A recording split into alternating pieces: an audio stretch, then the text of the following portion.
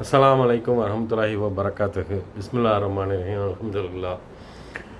நாம் இந்த குர்ஆன் கல்லூரி வகுப்பின் மூலம் கற்றுக்கொள்ள வேண்டியது என்ன என்பதை பற்றி தெளிவுபடுத்த விரும்பியுள்ளேன். நாம் குர்ஆனை தெரிந்து கொள்ள இந்த காலத்தில் எண்ணற்ற வழிவகைகள் இருக்கிறது. இந்த காலத்தில் ஏஐ தொழில்நுட்பம் மூலம் மிகவும் எளிதாக குர்ஆனை பற்றி அறிந்து கொள்ளலாம். ஆனால் அப்படி நம்ம தெரிந்து கொள்கிறதுக்குனால என்ன பயன் அப்படிங்கிறத நம்ம முழுசாக தெரிஞ்சுக்கணும்.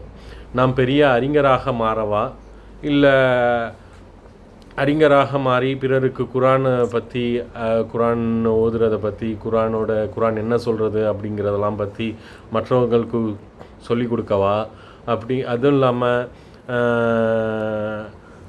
அந்த அறிஞராக ஆகி நம்ம பெரிய கேள்வி பதிலில் இல்லை மக்கள்கிட்ட ஒரு பொது வழியில் நம்ம பேசுகிறதுக்காக நம்மளுக்கு தான் ரொம்ப அதிகமான அறிவு இருக்குது குர்ஆனை பற்றி அப்படின்னு தெரிஞ்சிருக்கோங்கிறத பறைசாற்றுறதுக்காகவா அப்படிங்கிறதெல்லாம் பற்றி நம்ம யோசித்தோன்னா அந்த நம்ம அறிஞராக ஆகிறதுனால எந்த ஒரு பயனும் இல்லை. இஸ்லாத்தின் பார்வையில் அறிஞராக ஆகி வெறும்னே அந்த குர்ஆனை பற்றி சொல்லி கொடுக்குறதோ, அந்த குர்ஆன் கூறுற கருத்துக்களை மற்றவங்கள்ட்ட கூறுறதுனாலையும் என்ன ஒரு பயன் இருக்குன்னா, பெரிய பயன் எதுவும் இல்லை. அதனால பாதகம்தான் அதிகமாக இருக்குது. இதை பற்றி ஒரு ஹதீஸ் மூலமாக நம்ம தெரிஞ்சுக்கலாம். சுலைமான் பின் யஸார் ரஹ்மத்துல்லாஹி அவர்கள் கூறினாங்க, ஒரு ஹதீஸ் மூலம் அல்லாஹ்வின் தூதர் ஸல்லல்லாஹு அலைஹி வஸல்லம் அவர்கள் கூறியதாக அவங்க கேட்டிருக்காங்க. எப்படின்னா, மறுமை நாளில் முதல் 3 பேருக்கு அல்லாஹ் அழைச்சி அவங்களுக்கு அவங்க செய்த செயல்களை பற்றியும் அவங்க உலகத்தில் எப்படி வாழ்ந்தார்கள் பற்றியும் அல்லாஹ் எடுத்து கூறுவான்.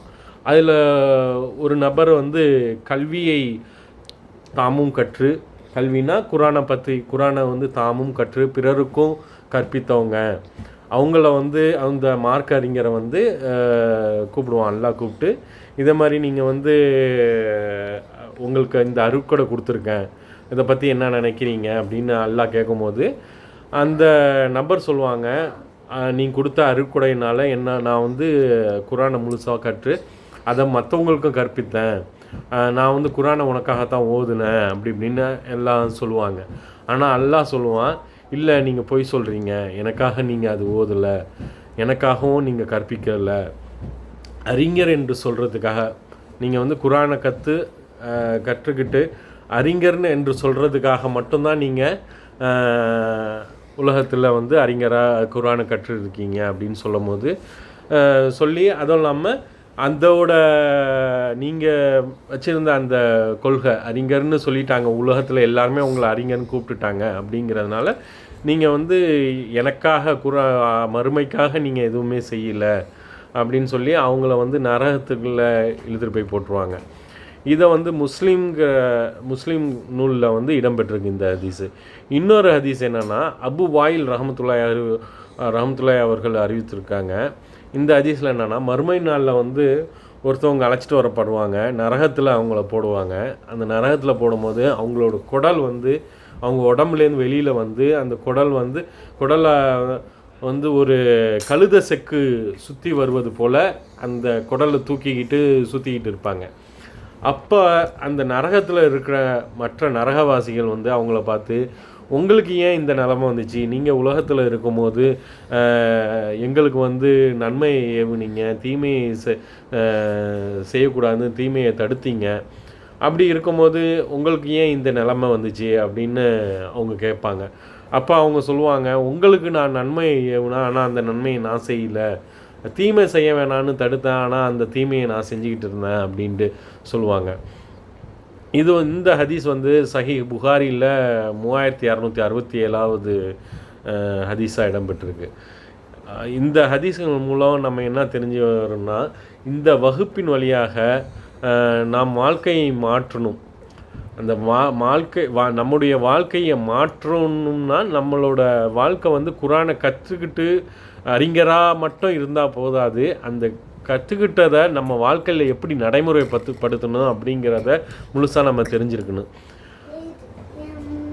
நம்ம இந்த வகுப்புக்கு முன்னாடி எவ்வாறு இருந்தோமோ அதே மாதிரி இல்லாமல் இந்த வகுப்பை கற்றுக்கிட்டு இந்த வகுப்பின் மூலம் தெரிஞ்ச விஷயங்களை வச்சுக்கிட்டு நம்மளோட வாழ்க்கையை வந்து முழுசாக மாற்றிருக்கணும்.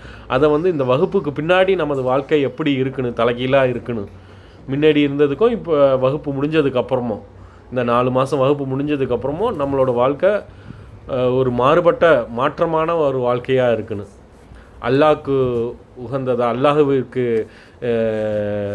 அல்லாஹ்வுடைய பார்வையிலும் அப்புறம் இந்த பிரபஞ்சத்தினுடைய பார்வையிலையும் நமது வழிபாடு முறையில் அப்புறம் நமது வாழ்க்கை முழுசாக நம்ம மாற்றிருக்கணும். நமது சிந்தனையில், பேச்சில், அப்புறம் பிறரோட நம்ம தொடர்பு கொள்ளுகின்ற முறையில், இதில் எல்லாத்துலேயும் வந்து நம்ம ஒரு மாற்றம் இருக்கணும் இந்த வகுப்பின் மூலம். அதுதான் இந்த வகுப்போட ஒரு முக்கியமான ஒரு நிகழ்வாக இருக்கணும். அது ஒரு முக்கியமான ஒரு குறிக்கோள்னு சொல்லலாம். அப்புறம் வேறு வார்த்தையில் இதை சொல்கிறதுனா, இந்த ஒரு குரானிய மனிதராக நம்ம இருக்கணும். இதை வந்து ஒரு ஹதீஸின் மூலம் நம்ம அறிஞ்சிக்கலாம். எப்படின்னா, சாத் ரலியல்லாஹு அன்ஹு அவர்கள் கூறினாங்க. சாத் ரலியல்லாஹு அன்ஹு அவங்க வந்து ஐஷா அலைஹிஸ்ஸலாம் அவர்கள்ட்ட வந்து ஒரு கொஸ்டின் கேட்குறாங்க. என்னென்னா, இறை நம்பிக்கையாளரின் அன்னையே, அல்லாஹ்வின் தூதர் ஸல்லல்லாஹு அலைஹி வஸல்லம் அவர்கள் குணத்தை பற்றி கூறுங்கள் அப்படின்னு சொல்கிறாங்க. அப்போ ஐஷா ரலியல்லாஹு அன்ஹு அவங்க கூறுனாங்க, நீங்கள் குரானை ஓதவில்லையா என்று சொன்னாங்க. அப்போ வந்து சாத் பின் அவங்க வந்து ஓதியிருக்கேன் அப்படின்னு சொல்கிறாங்க. அதுக்கு வந்து திரும்பவும் ஐஷா அலி சொல்கிறாங்க, நபி ஸல்லல்லாஹு அலைஹி வஸல்லம் அத்தகைய குரானின் குணம் வந்து நபி ஸல்லல்லாஹு அலைஹி வஸல்லமோட குணம் வந்து குரானாகவே இருந்தது அப்படின்ட்டாங்க. அப்படின்னா குரான் மனிதனாகவே இருந்திருக்காங்க. அத்தகைய குரான் மனிதராக நாம் இன்ஷா அல்லாஹ் மாறணும். இந்த ஹதீஸ் வந்து முஸ்லீம் புக்கில் வந்து இடம்பெற்றிருக்கு. இவ்வாறு குரான் மனிதராக நாம் இன்ஷா அல்லாஹ் இந்த வகுப்பின் மூலம் நம்ம மாறணும் கண்டிப்பாக. அதுக்கப்புறம் வந்து முஸ்லீம் அல்லாத மக்கள்லாம் இருக்காங்கள்ல, அவங்கெல்லாம் வந்து நம்ம முஸ்லீமோட மார்க்கத்தை, இஸ்லாமிய மார்க்கத்தை பற்றி எப்படி தெரிஞ்சுக்கிறாங்கன்னா, முஸ்லீம்கள் அவங்க நடைமுறைகளை பற்றி, அவங்க தொழுகையை பார்த்து, முஸ்லீம்கள்னால் 5 வேளை தொழுவாங்க, அவங்க வந்து இபாதத்தாக இருப்பாங்க, அப்புறம் 2 பெருநாள் கொண்டாடுவாங்க அப்படிங்கிறதெல்லாம் வந்து எப்படி தெரியுதுன்னா, அவங்க வந்து முஸ்லீம்கள் அவங்களோட நண்பர்கள், அதுக்கப்புறம் பக்கத்து அண்டை வீட்டார்கள் அவங்களெல்லாம் பார்த்து அவங்க தெரிஞ்சுக்கிறாங்க. அதுபோல் நாம் குரானை முழுவதுமாக அறிந்து கொண்டு குரானிய மனிதராக நம் வாழ்க்கையை அமைச்சு கொள்ளணும். அந்த அமைச்சு கொள்வது மூலமாக மற்றவங்க வந்து நம்மளை பார்த்து இவங்களும் வந்து குரானில் என்ன இருக்கோ அதை படி அவங்க வாழ்கிறாங்க அப்படின்ட்டு அவங்க வந்து நம்ம சமுதாயத்துக்கும் நம்ம வாழ்கிறத பார்த்து அவங்களுக்கும் தெரியணும், சமுதாயத்துக்கும் தெரியணும். ஒட்டுமொத்தமாக குரானிய சமுதாயமாக நம்ம இருக்கணும். அப்புறம் வந்து இன்னொரு எடுத்துக்காட்டு என்ன சொல்கிறோம்னா, உலகத்தில் வந்து குடிக்காரர்கள் இருக்காங்களே, அந்த குடிக்காரர்கள் அவங்க குடிக்கிறதுனால அவங்களுக்கு வந்து உடல்நலக்கேடுங்கிறது அவங்களுக்கு நல்லா தெரியும். அதுவும் இல்லாமல் அந்த குடிக்காரர்கள் வந்து குடிக்கிறதுனால அவங்களுக்கு மட்டும் கேடு இல்லாமல் மற்றவங்களுக்கும் கேடு இருக்கும்.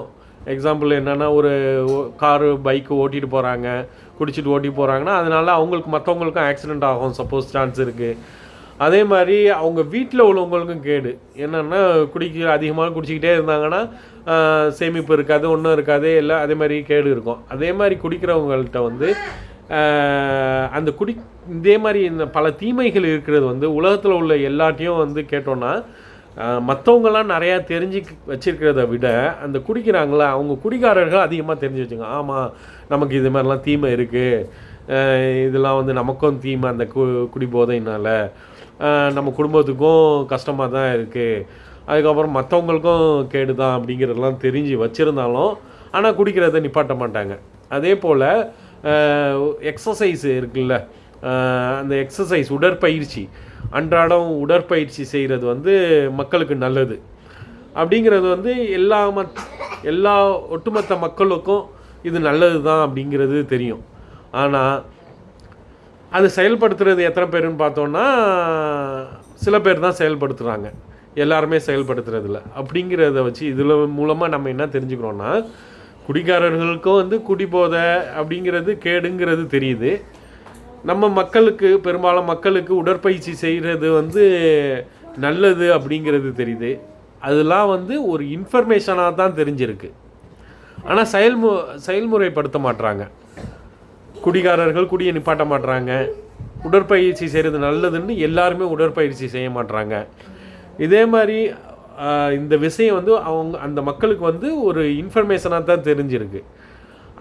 ஆனால் செயல்படுத்த மாட்டாங்க. அதே போல் குரானுடைய கருத்துக்களும் குரானுடைய கொள்கைகளும் நீதி கதைகளின் மூலம் பெறப்படும் நன்மைகளும் வந்து ஒரு இன்ஃபர்மேஷனாக மட்டும் நம்ம தெரிஞ்சிக்கக்கூடாது, அதை வாழ்க்கையில் நடைமுறைப்படுத்தணும்.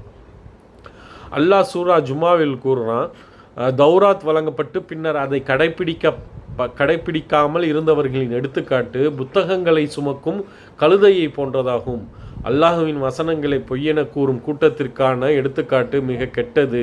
அநியாயக்கார கூட்டத்திற்கு அல்லாஹ் நேர்வழி காட்ட மாட்டான் அப்படிங்கிற இந்த வசனத்தை அல் குரான் 62 5வது வசனத்தில் அல்லாஹ் கூறுனான்.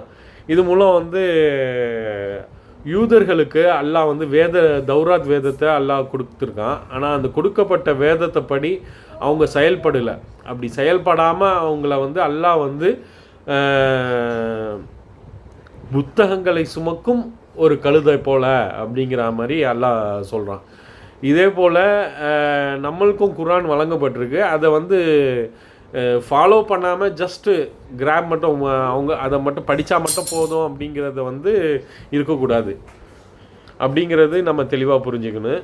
இன்னொரு வசனத்தில் அல்லாஹ் கூறுகிறான், நீங்கள் வேதத்தை வாசித்து கொண்டு உங்களையே நீங்கள் மறந்துவிட்டு மக்களுக்கு நன்மையை ஏவுகிறீர்களா, சிந்திக்க மாட்டீர்களா அப்படிங்கிற இந்த வசனத்தை அல்லாஹ் பக்கரா சூரால 44வது வசனமாக அல்லாஹ் கூறுகிறான். ஆகையால் இந்த வசனங்கள் மூலம் நாம் தெரிஞ்சுக்கிறது என்னென்னா, குரானின் மூலம் பெறப்பட்ட நமது அறிவு மாற்றமில்லாத பயனில்லாத ஒரு நிலையில் இருக்கும்னா இஸ்லாத்தில் வந்து அது வந்து நன்மையே இல்லை. இஸ்லாத்தில் வந்து அந்த அறிவு வந்து கொண்டாடப்படுவதில்லை. அது வந்து ஒரு வெற்று அறிவாக மட்டும்தான் இருக்கணும். வெற்று அறிவாக மட்டும்தான் இருக்கும். எல்லாரையும் மாற்றிவிடும், எல்லாத்துக்கும் பயன் தரணும்னு அர்த்தம் கிடையாது. வெற்று அறிவால் எந்த ஒரு பயனும் கிடையாது. அது வந்து ஒரு கண்டனத்துக்குரிய அறிவு தான். அந்த அறிவு வந்து நம்மளை வந்து நரகத்தில் தான் போய் சேர்க்கும். அந்த அறிவுனால் பல பழிப்புகள் தான் இந்த உலகத்தில் நம்மளுக்கு கிடைக்கும். அதனால் அந்த குரான் அறிவின் மூலம் நம்ம வாழ்க்கையை மாற்றணும், முழுவதுமாக மாற்றணும். இந்த வகுப்புடைய நோக்கமும் அந்த ஒரே நோக்கமாக தான் இருக்கணும். அப்புறம் இந்த நம்மளுடைய மாற்றத்தை, நமக்கு அந்த மாற்றத்தை கொண்டு வந்துட்டு தான் அதுக்கப்புறம் தான் அந்த அறிவை வந்து மற்றவங்களுக்கு பகிர்தலாக இருக்கணும். அது மூலமாக தான் நமக்கு நன்மை ஏற்படும்.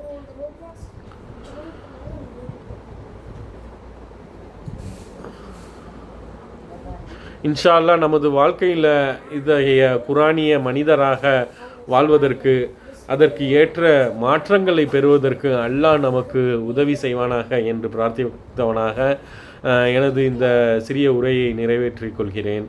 வாஹிர் தௌலானா அல்ஹம்துலில்லாஹி ரபில் ஆலமீன். அஸ்ஸலாமு அலைக்கும் வரஹ்மத்துல்லாஹி வபரகாத்துஹு.